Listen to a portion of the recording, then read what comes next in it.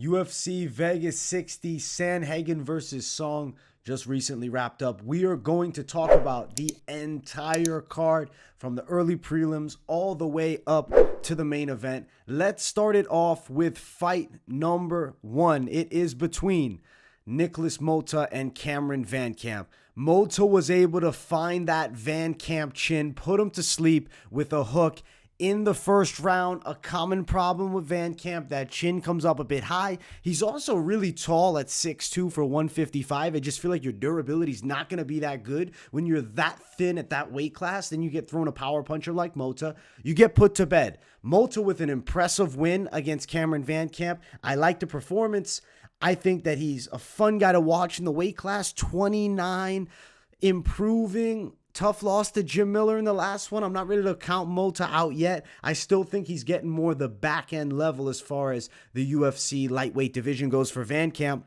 I don't know what's next, but I assume they give him at least one more in the UFC. He did take that short notice fight with Fiala, loses a tough one here to Motta. I would still give him another one because he does have a fun style to watch, but tough spot to be in after a bad knockout. Good win, though, for Nikolas Motta to start the night off. Next fight on the card, Javid, Basharat, and Tony Gravely. Basharat got tested a bit in this fight by Gravely. He was touched up. I don't think Gravely had much for him as far as like true offensive effectiveness, but Gravely was powerful, physically strong wrestler. They did headbutt early in the fight. Basharat dealt with some adversity, overcomes it well, and moves to now 13-0. He showed good wrestling against a wrestler in Tony Gravely. I think we have a fun guy in Javid Basharat. He's young too, 27, good weight class at 135. It's stacked all the way up. But if Basharat keeps building steadily, I do think he's got a bright future. And at 27 years of age, he has time to really grow into himself. 13-0. That O may eventually go, but I still think Basharat can work his way to the rankings for sure. Top 10 even. Let's see if he's top 5 material. We'll have to find out more. But right now, I see him as a quality addition at bantamweight and developing better and better with time. For Gravely, he's a tough fight for a lot of people. He's not going to move to that next level. That's the unfortunate truth. He's always going to be stopping the guys that aren't ready for that next turn. When you match him up with somebody that's probably a future ranked guy, unfortunately, they probably will get the best of him. Still, game as hell, powerful puncher. I still like Tony Gravely's style to watch. Good win, though, for Javid Basharat, the Snow Leopard. The brothers get big W's this week. Gillian Robertson, Mariya Agapova. Robertson was blasting her with takedowns. Agapova could not stop a takedown. Even though the shot was not lightning speed like a D1 wrestler caliber double leg, Gillian Robertson effectively closed the gap on Agapova, who seemed to be kind of like a deer caught in headlights in certain grappling exchanges. Agapova gets herself the win, rear naked choke, Agapova getting the win. Robertson gets herself the win by rear naked choke, putting Agapova to sleep. Agapova was still vicious at moments in the clinch with elbows, throwing ground and pound shots even when she was in compromised spots. But ultimately, the grappling leads the way with Robertson winning. Agapova now has a clear lack in takedown defense. Robertson is game as hell when she gets on top, so it's understandable Agapova could be tapped by her. But I think that Gillian Robertson exploited the lack of wrestling ability for Agapova. Swagapova. She's got to get some swagger back with, I think, an increase in wrestling training massively because it's a hole in the game and Robertson exposed it. Other girls in the weight class are going to see this. Try to get her down. Double legs are very effective on her. Good win for Gillian Robertson. She remains, a dangerous girl at 125 pounds. I'm hearing like rumblings. Maybe she's going to drop to 15. I think she'd maybe be better versed there. But in striking, she's going to give up a lot of speed. At 125, even though she's not the quickest girl, she makes up for it, I think, with just technical grappling ability and decent enough wrestling to beat the back-end girls. I'm trying to now compare her at 115. Is she going to succeed at a higher rate? I don't know why I'm thinking she'll have a harder time even getting hold of some of the girls because of the speed advantage that they're going to have on her. So something interesting for her if she drops to 115. I'm kind of thinking 25 might be the better move for her, but I guess we'd have to find out if she did drop to 115. For Agapova, wrestle. All she should be doing is wrestling and jiu-jitsu because the striking is going to be there. She's got to work that hole because right now it's a serious one. Next fight. Trey, Ogden, and Daniel Zellhuber. Ogden pulls off the upset of upsets, beating Zellhuber in a striking match. He outstruck Zellhuber, who was supposed to be this dynamite Mexican kickboxer. He let people down, but ultimately it's a first fight in the UFC against a guy in Ogden who ultimately lost to Jordan Levitt, but they say it was a bit of a robbery. We can kind of agree. Close fight at the very least. Trey Ogden dominated Daniel Zellhuber striking and is a problem, I think, for some of these young guys coming up. I mean, for Zellhuber to believe at just 23 he's going to go in and really beat up on Trey Ogden without, I don't think, a tactical game, really. I don't know why the way that he tried to strike Ogden, to me, appeared as though he didn't respect his stand-up. He didn't expect Ogden to have anything for him striking. He was confident he would walk him down and beat him up. Another thing came. Ogden was on point with the striking. Good win for Trey Ogden. I got to respect the hell out of it. For Zellhuber, he's 23. Take some time. There's no rush in even coming right back. I think take some time. Improve maybe his combinations and just overall, I guess, effectiveness getting to the target against these higher level guys. Even though Trey Ogden is not top of the line, he's still an experienced veteran look for Zellhuber. It will be tricky coming forward if he's not able to touch up Trey Ogden even a bit. I mean, he got clearly outstruck. I don't know for sure how far Trey Ogden is going to work his way up, but we can say he's a crafty veteran. Zellhuber's not going to be ready for crafty veterans. He needs to work some things. He's still very young. Potential is there for sure. Good win for Trey. Next fight on the card. Loma, Lookboonmee, and Denise Gomes. Kind of a back and forth fight. Lookboonmee was looking dangerous early with the Muay Thai. Gomes did have a few moments on the floor, but Lookboonmee for the most part does control it. Cuts her up a bit, ripping some nice elbows. I like what I saw from Loma Lookboonmee. She gets a win over a girl in Denise Gomes who's game and does have potential for the future. I mean, she's 22, dude. She's super young. And I mean, Lookboonmee's young as well, too, 26. Where does Lookboonmee go from here? Well, I'll pull up the rankings quickly if we can get them up, because I want to see if maybe, if we can pull this off, we can get a next matchup for Loma Lookboonmee. She's a little bit towards the back end of the straw weight, but still, I think fair ranking. Let's see, Lookboonmee. Let's see where she's at. Lookboonmee was 23. This is ranking MMA. It's not exact, but we get a good idea of who could be next. You know, Yasmin Uruguay? That could be a next fight for Lookboonmee if they don't want to move her up too fast. Could potentially fight Sam Hughes if she wins against Pierre Rodrigues. I don't hate an Elise Reed matchup. I don't know how high they're going to jump Lookboonmee. I mean, maybe she fights the winner of Kavokevich and Silvana Gomez Juarez. I could also see that fight as a potential matchup. Is a good striking battle, too, if we did get to see either of those fights. So that'd be pretty cool. I like the idea of that. For Denise, I think she got too much of a jump up against an experienced girl who's pretty game. Should develop with time. Next fight on the card. Trevin, Giles, and Luis Cosce. Giles beats Cosce in a snoozer. You probably could have took a nap during this fight. Honestly, it really wasn't a great matchup. There was okay moments, but it wasn't. It was very slow pace / technical / hesitant / Trevin Giles didn't want to open up striking because Cosce could land the takedowns.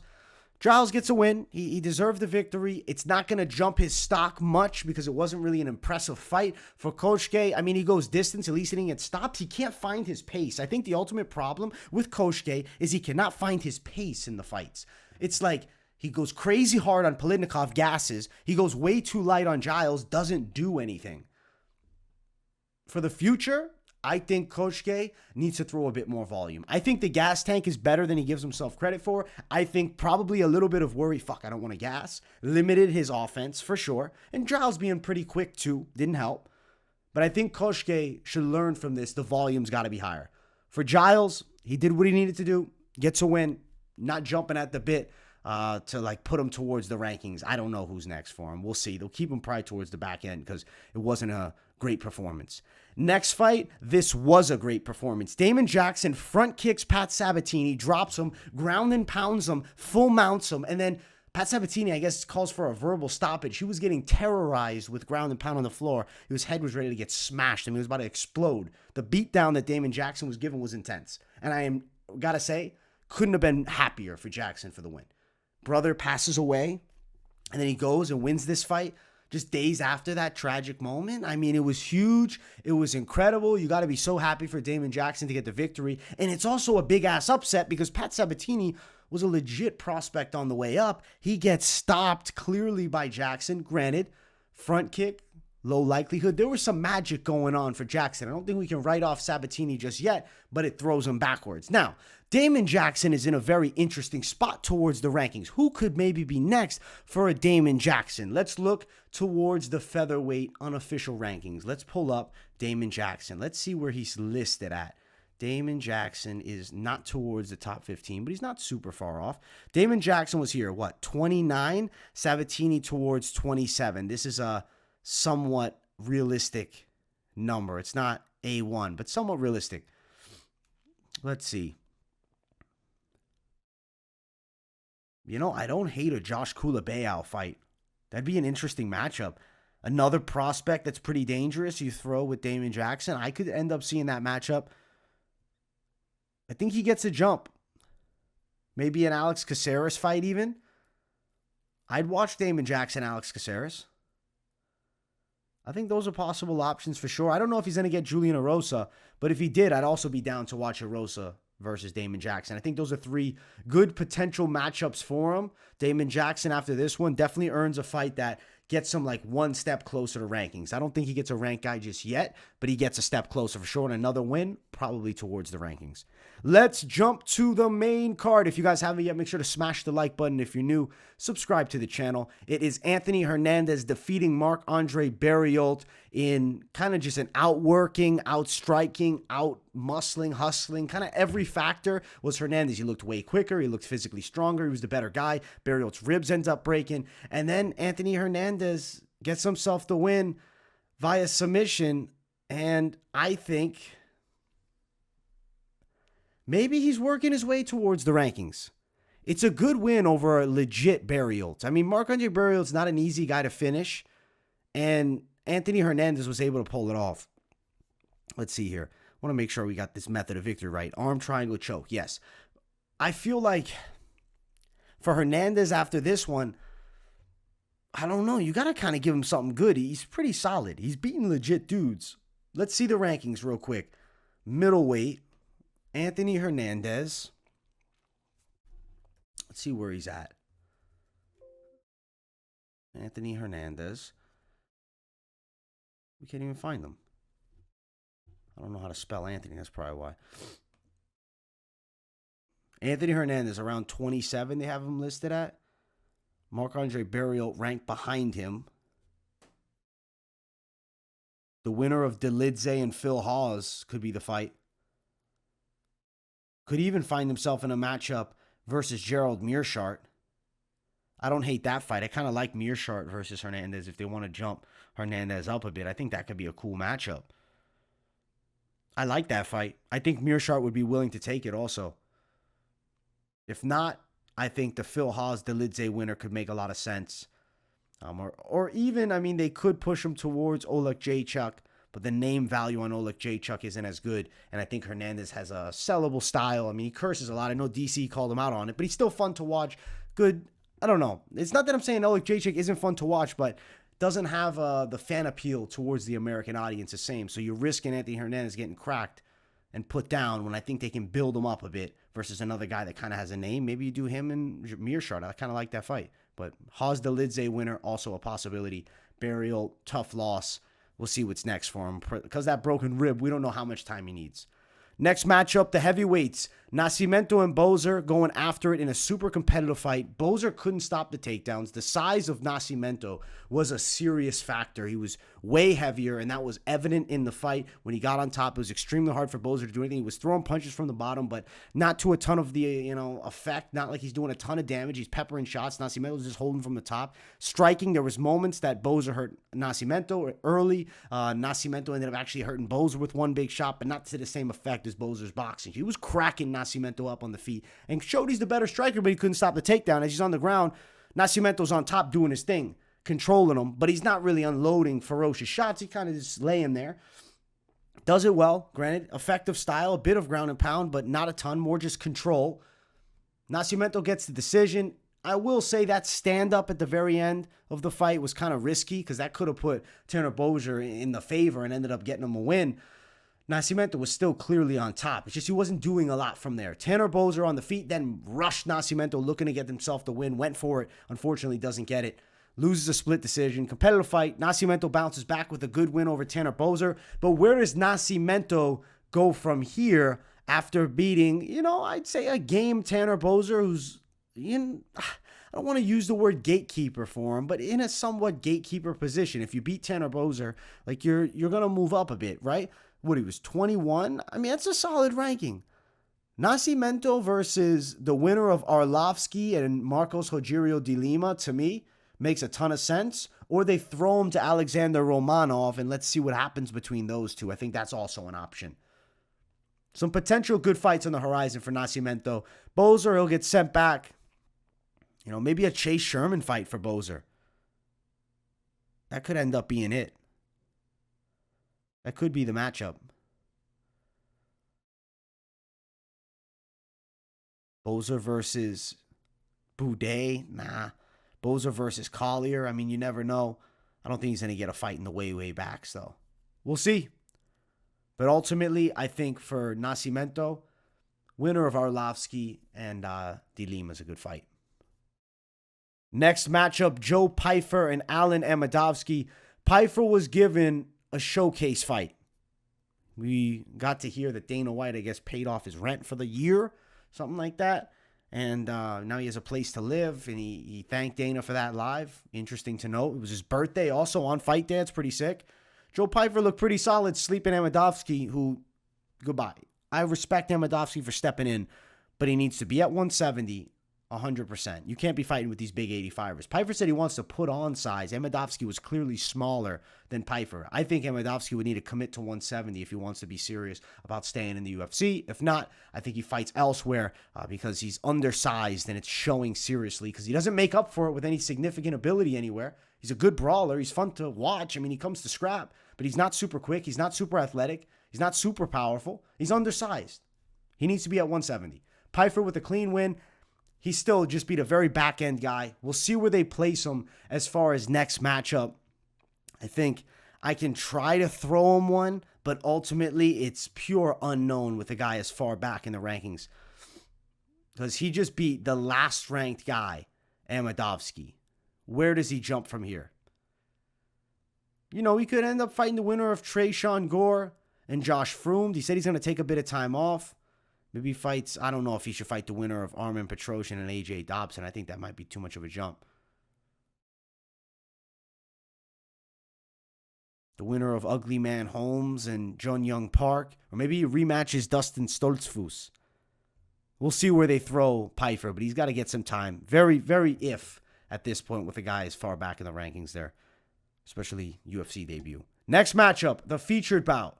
Andre Fili versus Bill Algeo. Very competitive matchup. The unorthodox striking of Algeo actually was pretty effective, but it was not without getting cracked by dynamite shots. Andre Fili landed a high kick, multiple. He cut up Algeo, landed decent punches. Algeo came back with punches of his own. Ultimately, it ended up being a really good fight at the end. Fili had the back of Algeo, and Algeo's throwing clean punches. It seems like Fili's fully under the chin of Algeo, looking for that rear naked. Can't close it. Good win for Andre Fili. Super competitive, but beats a really game Bill Algeo in a fight that he needed to win because that Joe Anderson Brito loss, that was tough for him. That was bad. He bounces back with beating Algeo, who's higher in the ranks, really, than a Joe Anderson Brito. Where does Fili go now? If you're on the side of Andre Fili, considering he wants to make a run towards the top, but I don't know if he necessarily deserves that high ranking of a fight. Where was Bill Algeo at? Bill Algeo, 31. Fili was at 35.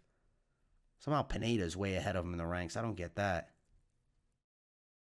Julian Arosa's maybe an option if they're really going to move him up, but probably not. I'm not seeing great options, man. Nate Landwehr, that could be a fight. as I'm moving up, I'm seeing no's. Maybe the Sungwoo Choi Mike Trizano winner. That might be the option. Sungwoo Choi Mike Trizano winner seems like a possibility. Unless they're doing Fili a favor, giving him like a big higher ranked matchup. For Bill Algeo after this one, maybe the loser of Sungwoo Choi and Mike Trizano for him. That could work also. I think that kind of makes sense even. We'll see. Ultimately unknown what they're going to do with these guys, but fun to speculate a little bit. Co-main event of the evening, Gregory Rodrigues and Chidi Njokuani, back and forth brawl. Chidi slices Gregory Rodrigues' face open. It looks like his nose is going to come off, the cut so deep, with a brutal knee early. Seemed to have the fight. And then Rodrigues comes back, drops Chidi Njokuani. This is in the first round. Second round starts. You're thinking, okay, Njokuani's getting going. Rodrigues don't stop. He moves like a monster. He ends up getting a TKO on the floor. Chidi Njokuani goes down. I believe Gregory Rodrigues just really showed him the grappling level difference when he landed it, the takedown. He gets on top. He throws some ground and pound. It's like Chidi's just covering. There's nothing there. Chidi's done. Big shots, Gregory Rodrigues over him, boom, ref jumps in. Like, you're thinking the cut's going to stop the fight at this point. There's blood everywhere, but Chidi Njokuani ends up getting crumbled. Gregory Rodrigues is a savage and truly cannot be doubting this man's toughness. The Jordan Williams loss, we have to erase from our minds. The dude has a chin on him, and he's built like a tank with crazy power, and he has solid grappling too. Gregory Rodrigues is a very fun guy to watch at 185 pounds, and he beat Chidi Njokuani handily.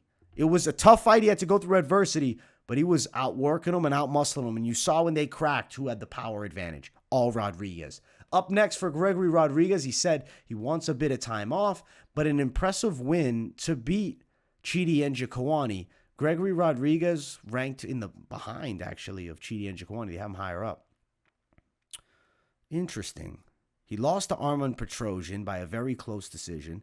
Gregory Rodrigues could potentially be in a spot where he gets even a Joaquin Buckley fight. I'd watch the hell out of that matchup. I like that fight a lot.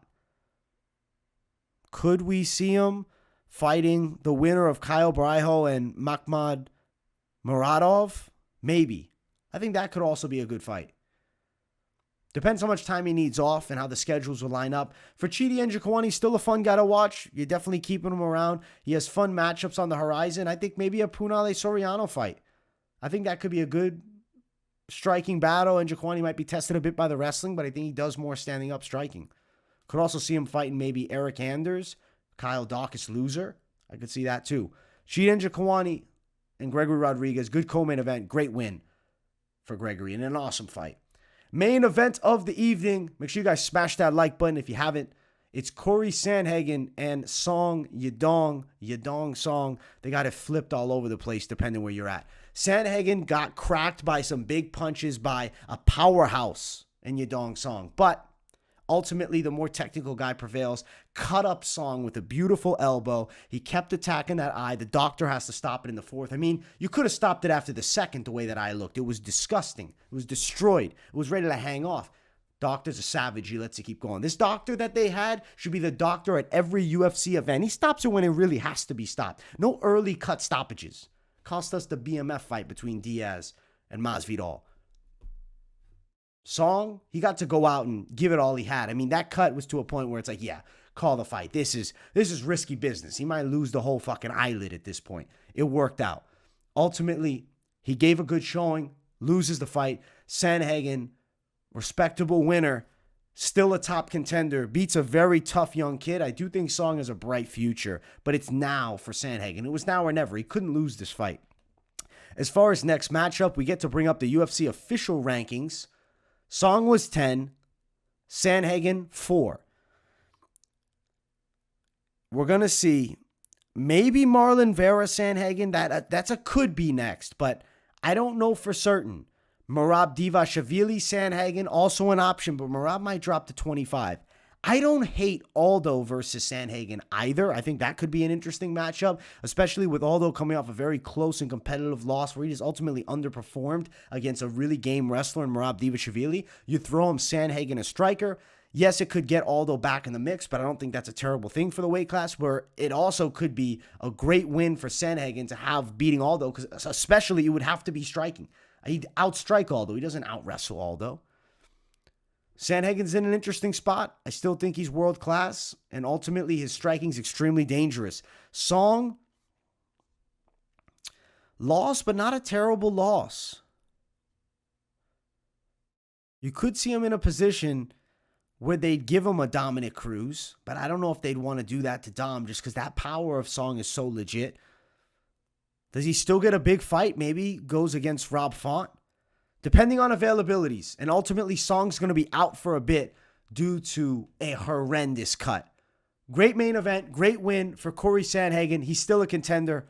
Overall, UFC Vegas 60 delivered as a quality card. As far as some of the fights, yeah, there was a couple letdowns, but ultimately it was good. Now, as far as the picks results, we started off 1-0 with Nikolas Motta winning, 2-0 with Javid Basharat winning. We then go to 2-1 with Robertson beating Agapova, so 2-1 there. 2-2 with Ogden pulling a huge upset off on Zellhuber.